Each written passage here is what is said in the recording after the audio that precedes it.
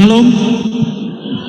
Ya, senang sekali saudara-saudara, perayaan Natal tahun ini kita kelihatannya lebih ramai dari perayaan Natal tahun-tahun sebelumnya, dan juga kita mendapatkan banyak sekali ucapan selamat dari rekan-rekan yang ada di keluarga Iman Rasuli, para dosen pengajar di program PSJJ, program studi jarak jauh yang diikuti oleh sejumlah mahasiswa dari berbagai daerah, termasuk juga ada yang dari luar negeri.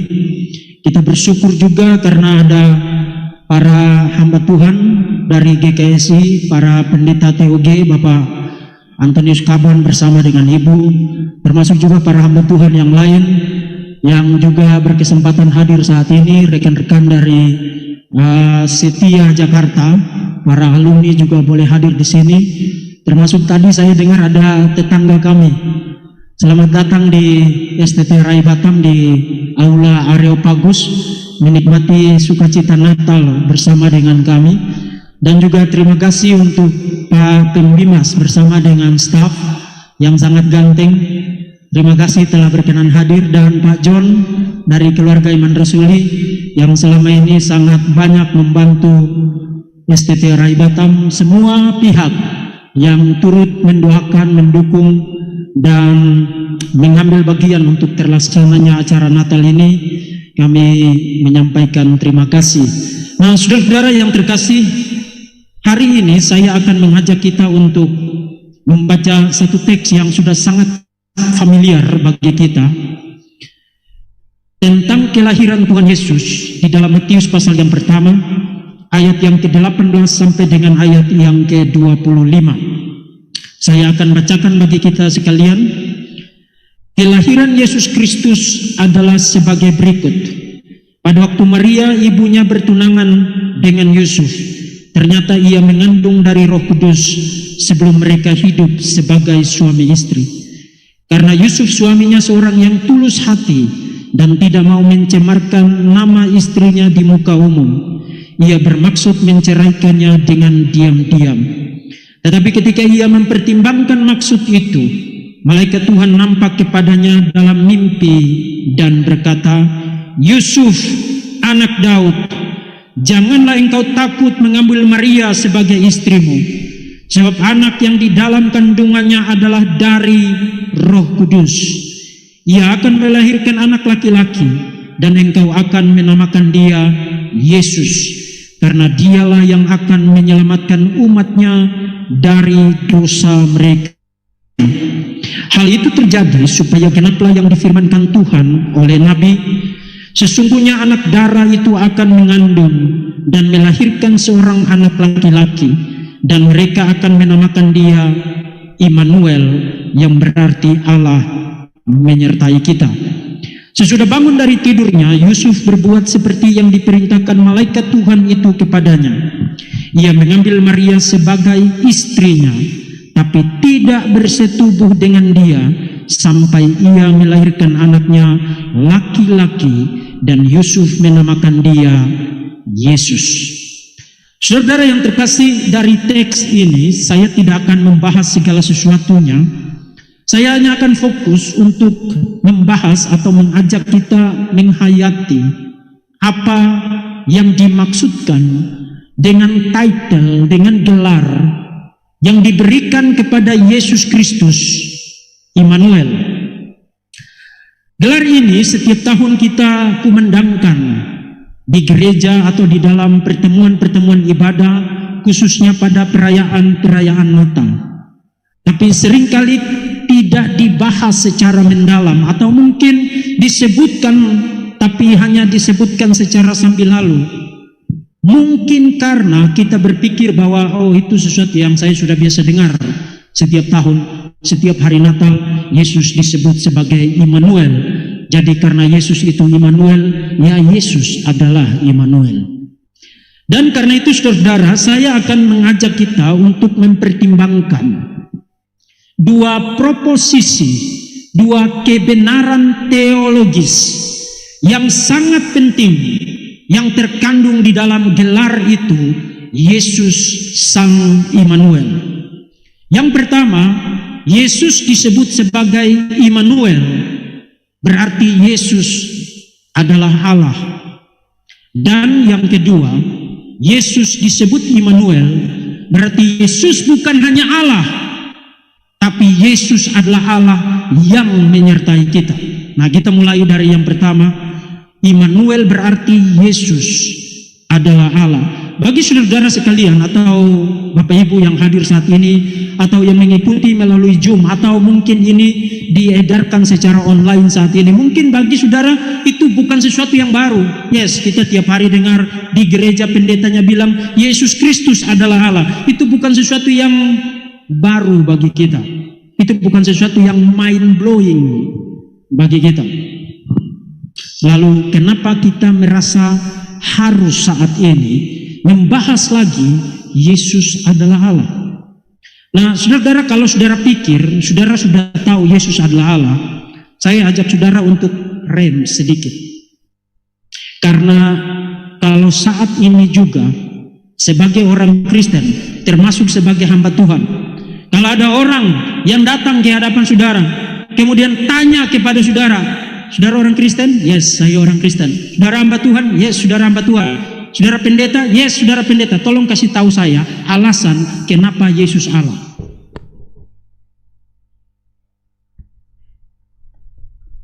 Karena seluruh iman kita diletakkan pada pengakuan bahwa Yesus adalah Allah. Dan sekarang tolong jelaskan kepada saya kenapa Yesus adalah Allah. Nah, saudara, teks yang tadi kita baca memberikan kepada kita beberapa petunjuk kenapa Yesus adalah Allah. Coba perhatikan ayat yang ke-19, ayat yang sering kali orang itu luput, tidak perhatikan baik-baik ketika membaca teks ini. Coba perhatikan ayat yang ke-19. Karena Yusuf suaminya seorang yang tulus hati dan tak mau mencemarkan nama istrinya di muka umum, ia bermaksud menceraikannya diam-diam. Nah, coba ajukan pertanyaan ini. Kenapa Yusuf hendak menceraikan Maria diam-diam? Apakah Yusuf hendak menceraikan Maria diam-diam karena somehow dia tahu bahwa anak yang ada di dalam kandungan Maria adalah Allah yang menjadi manusia? Apakah Yusuf berniat menceraikan Maria karena dia dapat pengetahuan berdasarkan proses berpikir bahwa Maria ini hamil bukan karena sesuatu yang lain, tapi karena Roh Kudus? Tidak. Saudara tahu kenapa Yusuf hendak menceraikan Maria? Karena dia menggunakan otaknya. Tidak ada perempuan yang hamil tanpa berhubungan intim. Yusuf tidak pernah berhubungan intim dengan Maria, maka kesimpulannya Maria pasti telah melakukan sebuah dosa yang sangat keji di mata Tuhan. Dia hendak menceraikan Maria karena dia menggunakan proses deduksi.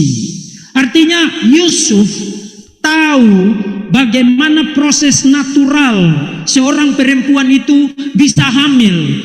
Yusuf tahu bagaimana proses natural seorang anak itu dapat dilahirkan menjadi seorang anak. Nah, kenapa poin itu penting? Penting karena begini. Katakanlah saudara dikasih tahu oleh kerabat saudara untuk pergi kerabat saudara baru saja melahirkan di rumah sakit bersalin. Apakah teman, ponakan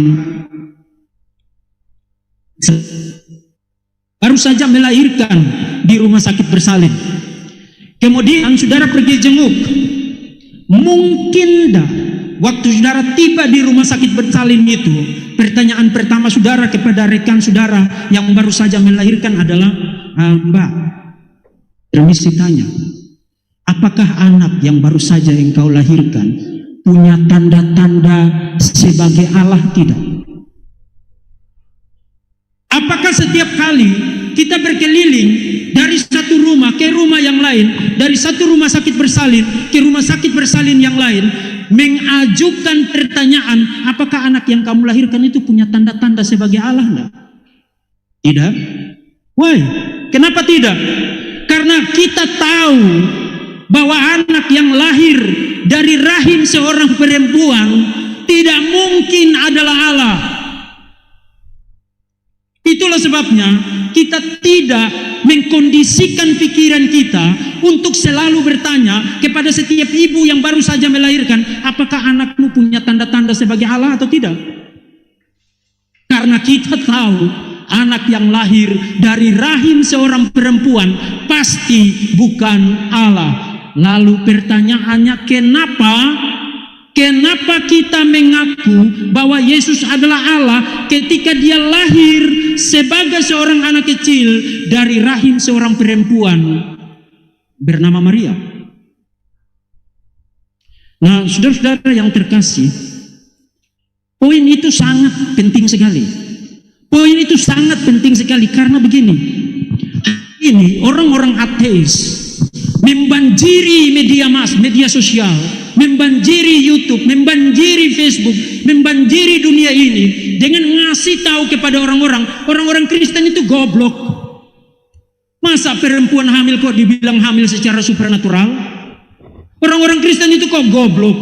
Masa anak kecil lahir 2000 tahun yang lalu kok dibilang Allah?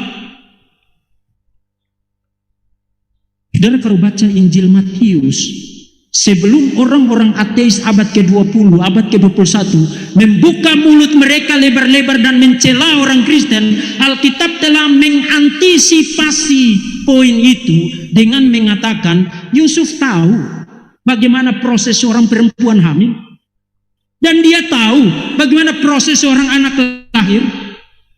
Dia tahu itu, dan itulah sebabnya dengan menggunakan deduksi itu dia hendak menceraikan Maria. Artinya kalau sampai pada satu titik Yusuf mengatakan, oke, saya tidak akan ceraikan dia, dan anak yang dikandung ini adalah Immanuel. Kalau sampai pada satu titik Yusuf mengatakan demikian, dan bahkan dia memberi nama kepada anak itu, mengindikasikan secara kultural dia mengadopsi anak itu menjadi anaknya dan dia menjadi ayah angkatnya. Kalau sampai pada titik itu Yusuf mengakui bahwa kehamilan Maria itu kehamilan yang supernatural dan anak yang dilahirkan itu adalah Immanuel, itu pasti bukan karena proses deduksi logis. Bagi kawan-kawan saya yang ateis atau yang non-muslim, yang non-Kristen di luar sana, yang menghabiskan waktu mereka untuk mencela kekristenan, saya mau kasih tahu kepada saudara, orang Kristen itu tidak goblok. Kami tahu bagaimana cara seorang perempuan hamil. Kami tahu bagaimana proses kelahiran seorang anak. Maka pertanyaannya bukan karena kami tidak tahu bagaimana perempuan itu hamil, dan kami tidak tahu bahwa kalau seorang anak itu lahir maka dia pasti bukan Allah. Kami tahu sebagaimana Anda tahu. Yes, kami tahu itu. But pertanyaannya why? Kenapa? Kenapa kekristenan selama 2 milenia, sejak abad pertama sampai dengan saat ini, mengaku imannya bahwa Yesus Kristus adalah Allah? Why? Karena kami tidak mendapatkan itu melalui proses deduksi logis, proses berpikir atau pengalaman natural manusia. Kami mendapatkan itu dari Alkitab, firman Tuhan. Saudara, pernyataan bahwa Yesus adalah Allah itu bukan baru hanya ada di dalam perjanjian baru. Sayang sekali sekarang banyak orang Kristen yang tidak suka baca perjanjian lama. Perjanjian lama itu hanya untuk orang Yahudi katanya. Di zaman perjanjian baru kita baca perjanjian baru aja. Kitab suci kita hanya 27, Matius sampai dengan Wahyu. Tidak, Kejadian sampai dengan Wahyu adalah kitab sucinya orang-orang Kristen. Di dalam perjanjian lama telah dinubuatkan Mesias yang akan datang itu bukan hanya manusia. Saudara, tidak tiba-tiba mendadak pada masa perjanjian baru lalu Yesus adalah Allah yang mengerjakan sesuatu secara dadakan. Itu sudah dinubuatkan di dalam perjanjian lama. Kalau saudara baca Mazmur 110 ayat yang pertama, Mesias disebut sebagai Adoni, the Lord of David, tuannya Daud. Kalau saudara baca Yesaya pasal 9 ayat yang ke-6, Mesias disebut sebagai Allah yang perkasa, El Gibor. Dan di dalam seluruh kitab Yesaya hanya 2 kali muncul istilah itu, El Gibor itu, dan always, selalu digunakan untuk Yahweh. Kalau you baca Yesaya pasal 40 ayat yang ketiga, Mesias adalah Yahweh sendiri. Kalau you baca Maleakhi pasal 3 ayat yang pertama, Mesias disebut sebagai Ha-Adon, the Lord. Di dalam seluruh perjanjian lama, istilah Ha-Adon itu digunakan sebanyak 6 kali, 1 kali di dalam Maleakhi, 5 kali di dalam kitab Yesaya, dan selalu digunakan untuk Yahweh. Yeremia pasal 23 ayat yang kelima, Mesias disebut sebagai Yahweh Tsidkenu, Tuhan keadilan kita. Jadi tidak tiba-tiba mendadak perjanjian baru mengatakan ini anak kecil yang baru lahir dari rahim seorang perawan bernama Maria adalah Allah.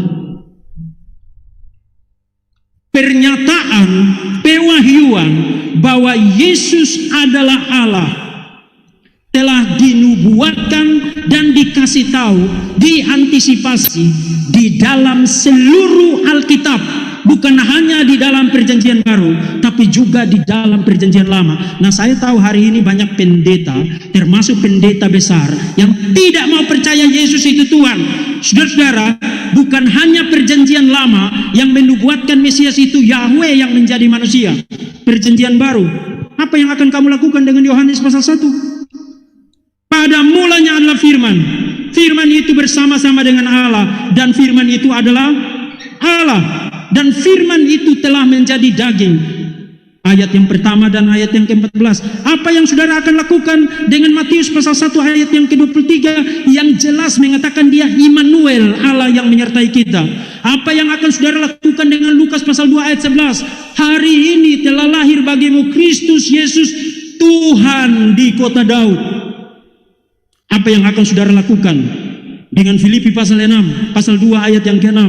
Dia yang dalam rupa Allah mengosongkan diri, mengambil rupa seorang hamba.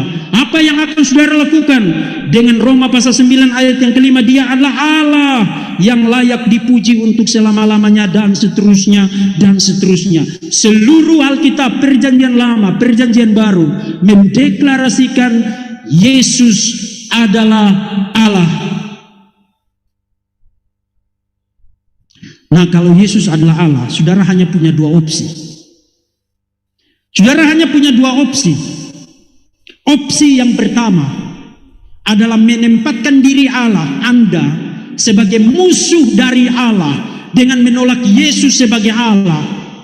Atau opsi yang kedua, tersungkur di kakinya dan berkata seperti Thomas, Ho kuriosmu, kai ho teosmu, ya Tuhanku dan Allahku. Seorang filsuf, dulunya ateis, kemudian menjadi Kristen, bahkan menjadi seorang teolog yang sangat terkenal, C.S. Lewis. Buku yang sangat terkenal, Mere Christianity, bahkan sudah diterjemahkan ke dalam bahasa Indonesia, mengatakan begini, saya di sini sedang mencoba mencegah setiap orang mengatakan hal-hal bodoh yang seringkali dilontarkan orang tentang dia, tentang Yesus, bahwa saya siap menerima dia sebagai guru moral yang agung, tapi saya tidak bisa menerima klaimnya sebagai Allah. Kata-kata ini tidak bisa kita katakan. Seorang manusia yang hanya manusia biasa dan mengatakan seperti yang dikatakan Yesus, pasti ia bukan seorang guru yang agung. Ia kalau bukan orang gila pada tingkatan ia mengatakan bahwa dirinya seperti sebuah telur dadar di air, atau sesuatu yang lain, seperti ia berkata bahwa ia adalah iblis dari neraka. Anda harus membuat pilihan, baik dia sebagai manusia, sebagai anak Allah, atau sebagai orang gila, atau lebih buruk lagi, Anda bisa menutup mulutnya untuk tidak berkata apa-apa lagi, meludahinya dan membunuhnya sebagai monster. Atau Anda dapat jatuh tersungkur di kakinya dan memanggil dia Tuhan dan Allah. Tapi marilah kita tidak datang dengan ketidakmasukakalan yang terlalu merendahkan keberadaannya hanya sebagai guru yang agung. Ia tidak akan meninggalkan keterbukaan itu pada kita. Ia tidak pernah bermaksud begitu. Saudara, saya tidak mengerti apa pesan Natal yang akan dikatakan oleh Dr. Erastus Sabdono yang tidak percaya Yesus adalah Allah. Apa pesan Natalnya?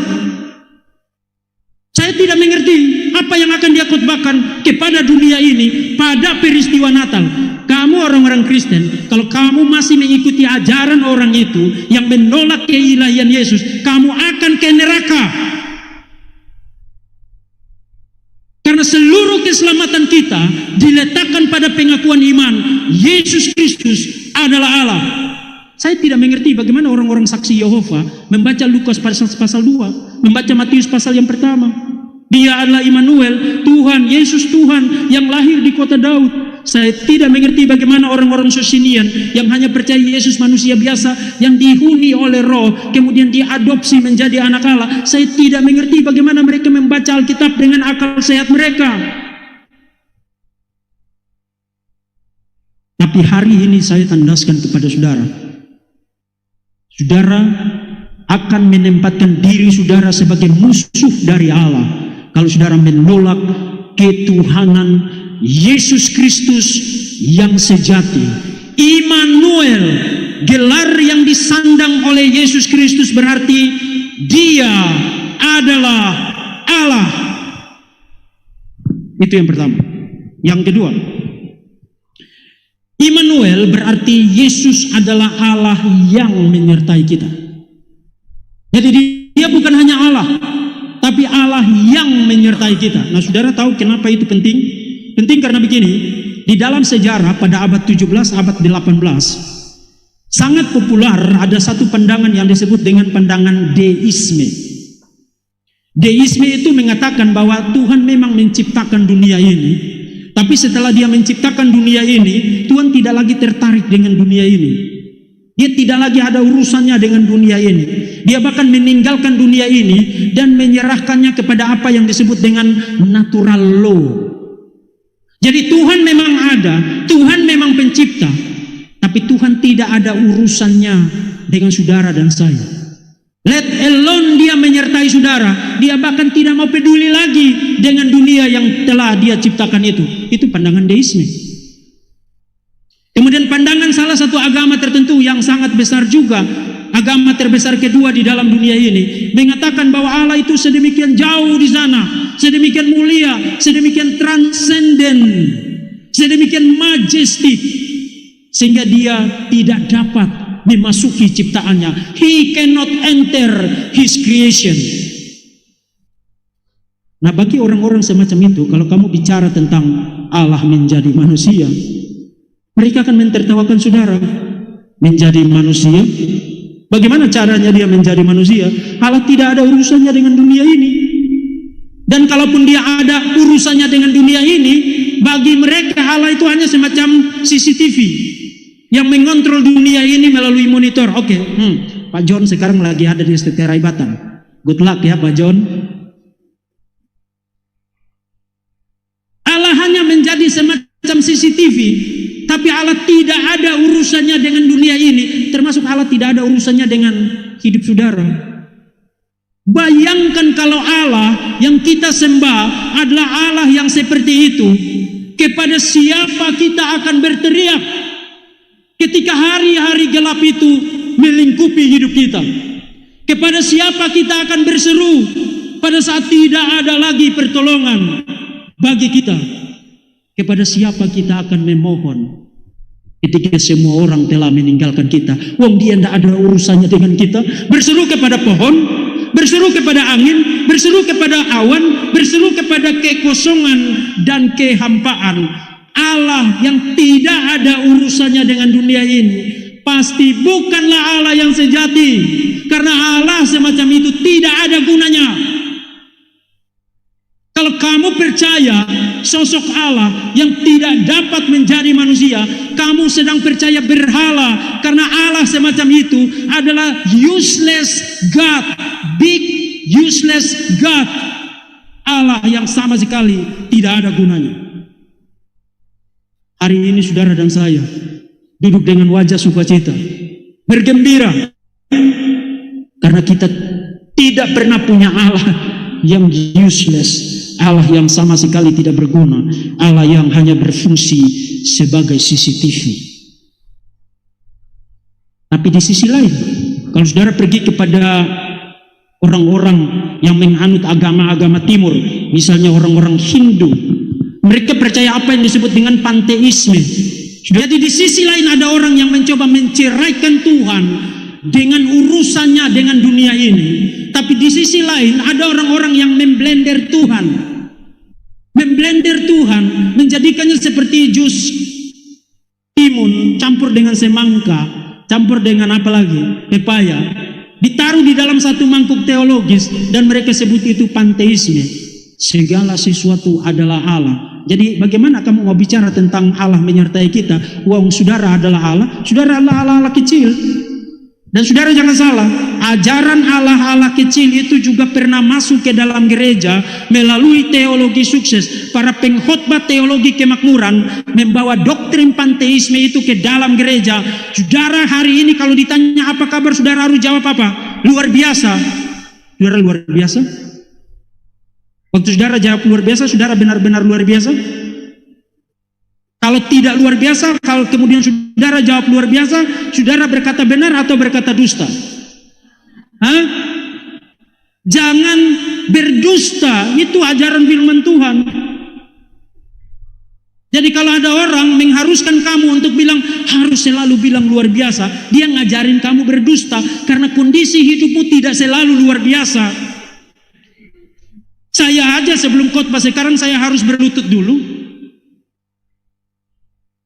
Kalau saudara tanya saya tidak selalu luar biasa. Ada saat-saat di mana yes, saya luar biasa. Tapi ada saat-saat di mana no, tidak luar biasa. No, tidak luar biasa. Kekristenan mengajarkan kita untuk mengatakan yang sebenarnya. Kalau luar biasa, bilang luar biasa. Kalau tidak luar biasa, tidak apa-apa menangis kok. Tidak apa-apa bilang tidak luar biasa kok. Kenapa harus bilang luar biasa? Why? Saudara tahu logik di balik seruan itu? Karena kamu adalah Allah-Allah kecil. Allah-Allah kecil itu tidak pernah tidak luar biasa. Itu sebabnya kamu harus selalu luar biasa. Jadi gereja diindoktrinasi dengan doktrin setan yang mengajarkan kamu adalah Allah-Allah kecil. Dan ekspresi dari doktrin satanik itu adalah saudara harus selalu jawab luar biasa. Hati-hati.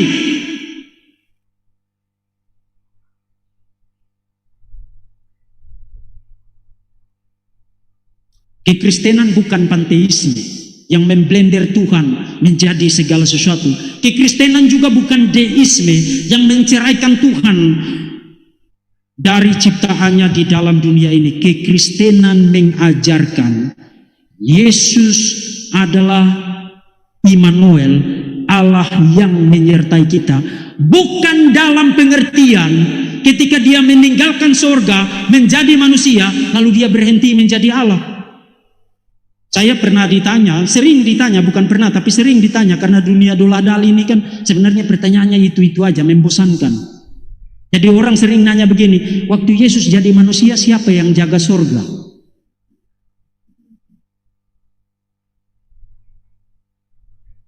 No, surga tidak pernah kesepian, karena Yesus tidak pernah berhenti menjadi Allah pada saat dia menjadi manusia. Orang Kristen tidak mengatakan Allah berubah menjadi manusia. Itu salah. Alkitab mengatakan Allah menjadi manusia. Jadi dia tetap adalah Allah, tapi dia mengambil rupa, mengambil wujud, mengambil kodrat manusia, menambahkan itu kepada kodrat keilahiannya. Satu pribadi, Allah sejati dan manusia sejati. Jadi surga tidak sepi. Itu klaim kekristenan. Jadi klaim kekristenan mengatakan Tuhan tidak meninggalkan kita. Tuhan bahkan sangat memperhatikan kita sehingga dia bahkan mengutus anaknya yang tunggal. Yohanes pasal 3 ayat yang ke-16, ayat yang sangat terkenal. Mengutus anaknya yang tunggal datang ke dalam dunia ini supaya barang siapa yang percaya kepadanya tidak binasa, melainkan beroleh hidup yang kekal. Jadi Yesus Immanuel berarti Yesus adalah Allah, dan bukan hanya Allah, tapi dia adalah Allah yang menjadi manusia. Nah, saudara-saudara, saya sudah dikasih peringatan, jangan lama-lama Pak katanya. Jadi mari kita bawa 2 poin sebagai take away untuk kita bawa pulang aplikasi dari perenungan malam ini. Pertama, Yesus adalah Immanuel, Allah menyertai kita. Berarti keselamatan kita pasti bukan hasil pekerjaan kita, melainkan pekerjaan Allah sendiri. Satu kali lagi, Yesus adalah Immanuel, Allah menyertai kita. Berarti keselamatan kita bukan hasil pekerjaan kita sendiri, melainkan pekerjaan Allah Tritunggal di dalam Yesus Kristus. Saudara baca Matius pasal 1 ayat 21, engkau akan menamakan dia Yesus, karena dialah yang akan menyelamatkan umatnya dari dosa. Saudara tidak bisa menyelamatkan diri sendiri.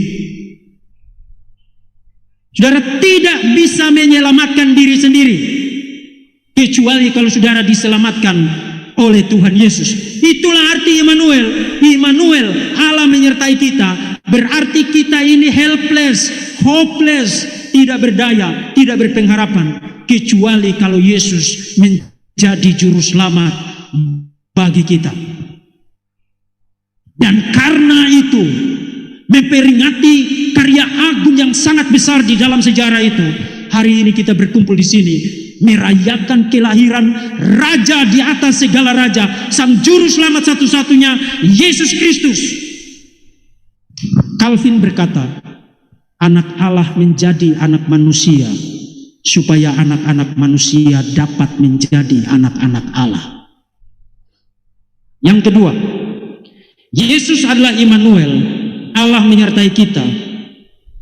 Berarti kita tidak dibiarkan sendirian di dalam dunia ini. Saudara-saudara yang terkasih, kita bersyukur hari ini kita merayakan Natal. Keluarga besar setia STT Rai dan juga keluarga besar keluarga Iman Rasuli, termasuk juga ada sejumlah mitra dan lain sebagainya yang hadir saat ini. Kita bersyukur 1 tahun lamanya kita menekuni jalan iman bersama dengan Tuhan. Dan dalam hitungan hari-hari hidup kita sampai detik ini, saya kira kita semua yang mengikuti acara ini sadar bahwa mengaku iman adalah satu hal, tapi mengaku iman di masa-masa gelap, di masa-masa sukar, di masa-masa sulit adalah hal yang lain. Berapa banyak kali di tahun ini kita bergelut, bertelut dan bergumul, kemudian kita bangun lalu berdiri dan berkata kepada diri sendiri, puji Tuhan, iman saya makin kuat. Puji Tuhan, saya semakin menjadi orang yang lebih baik. Puji Tuhan, saya semakin menjadi orang yang lebih murah hati akibat pergumulan-pergumulan ini, kesulitan-kesulitan ini, masa-masa gelap ini. Atau sebenarnya di malam sukacita ini, meski ada kilauan lampu-lampu yang sangat indah dan ada kidung Natal nan gembira dan sukacita menggema, sebenarnya di sebelah sini, di sudut hati kita, nurani kita membisikkan kejujuran bahwa kita lebih sering gagal, jauh lebih banyak gagal dibandingkan dengan jumlah senyum di wajah kita. Why? Karena kita lebih sering lupa Yesus adalah Immanuel. Kalau Yesus adalah Immanuel, tertanam di dalam hati sanubari kita, meskipun awan tidak memunculkan matahari di ufuk timur, meskipun hujan lebat, meskipun badai, meskipun sakit, meskipun kurang, meskipun kelihatan tidak ada harapan. Dengar, kalau kita sadar Yesus adalah Immanuel, tidak ada yang bisa memisahkan kita dari kasih Allah. Kebenaran apa yang jauh lebih menghibur daripada Yesus sebagai Immanuel? Tahun 2024 kita tidak bisa prediksi akan memasuki tahun politik. Mungkin saja akan terjadi kekacauan, mungkin saja bisnismu akan rugi, mungkin saja kita akan mengalami masa-masa sulit, mungkin saja kita akan mengalami hal-hal yang menyakitkan, memedihkan hati, mengeluarkan air mata dari mata kita.